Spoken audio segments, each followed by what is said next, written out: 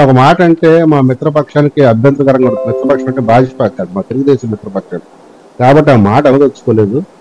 కాకపోతే ఇంకొక విషయం కూడా చెప్తారు. ఉప్పా లక్ష్మి గారు చెప్పిన దానికి ఇంకొక మాట కూడా చెప్తారు.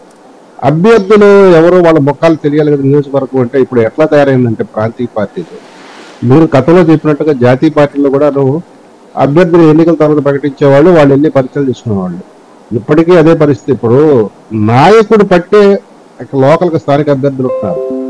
ఇక్కడ నాయకుడు మొహం చూస్తున్నారు తప్పితే ఈ లోకల్ ఎమ్మెల్యే మొహం చూడట్లేదు. ఇప్పుడు మా వెంకటరెడ్డి ఉన్నాడు, వెంకటరెడ్డి అడగమనండి, మా జగన్ రెడ్డి ముఖం చూసి 151 గెలిపించారు తప్పితే ఆ యొక్క ఫేస్ వాల్యూ చూసి ఎవరిని గెలిపించలేదని ఆర్ఆర్ఆర్ రివోల్ట్ చేసిన దగ్గర చెప్పుకుంటూ వస్తున్నారు.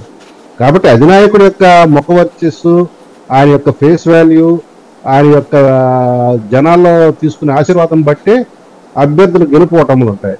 మాకైతే సంపూర్ణమైన నమ్మకం ఉంది. మా పవన్ కళ్యాణ్ గారు ప్రజల్లో చుట్టుకొని వెళ్తున్నారు. మళ్ళీ రేపు ఫిబ్రవరి నుంచి మళ్ళీ యాత్రలు మొదలవబోతున్నాయి, ప్రచారాలు కూడా మొదలు కాబోతున్నాయి. అన్నిటికీ ప్రణాళిక సిద్ధం చేసుకున్నాము. అధినాయకులు చూసే ఓట్లు అత్యధిక శాతం పడతాయి.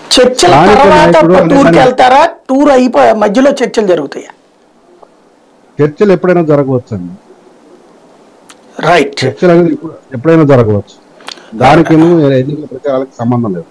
రైట్. రవికిరణ్ గారు, ఇదే ఇందాక కూడా అంటున్నది మన ఇది శాంతి ప్రసాద్ గారు చెప్తున్న పాయింట్, ఆశీస్సులు ఉన్నాయి అన్నటువంటిది. జనసేన తెలుగుదేశం పొత్తుకి బీజేపీ నాయకత్వపు ఆశీస్సులు, మోడీ గారి ఆశీస్సులు ఉన్నాయి అన్నది.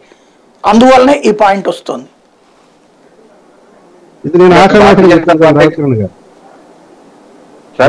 పవన్ కళ్యాణ్ గారు లేఖనే అవును అవును నేను చదివాను లేఖ, కాపుకు సంబంధించి రాసిన లేఖ, 1.5 పేజ్ లేఖ. అది కూడా పూర్తి చదివాను.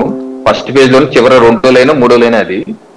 అప్పుడు నేను కూడా అది సెకండ్ పేజ్ అది కూడా అండర్లైన్ చేసుకున్నాను. అంటే భారతీయ జనతా పార్టీ నుంచి అయితే నేను స్పష్టం చేస్తున్నాను, ఈ యొక్క జనసేన టీడీపీ కూటమికి ఆశీస్సులు లేవని విషయాన్ని గతంలోనే పవన్ కళ్యాణ్ గారు కూడా చెప్పారు. ఏంటి, నేను వారికి చెప్పకుండానే ఇది ఈ యొక్క పొత్తు మేము వాళ్ళతో వెళ్తున్నామని చెప్పలేదు, నేను G20 సమావేశంలో వాళ్ళు బిజీగా ఉన్నారు, ఆ తర్వాత నేను చెప్తానా అన్నారు. సో ఆ సందర్భం ఇంకా రాలేదు, వీళ్ళు చెప్పిన సందర్భం రాలేదు.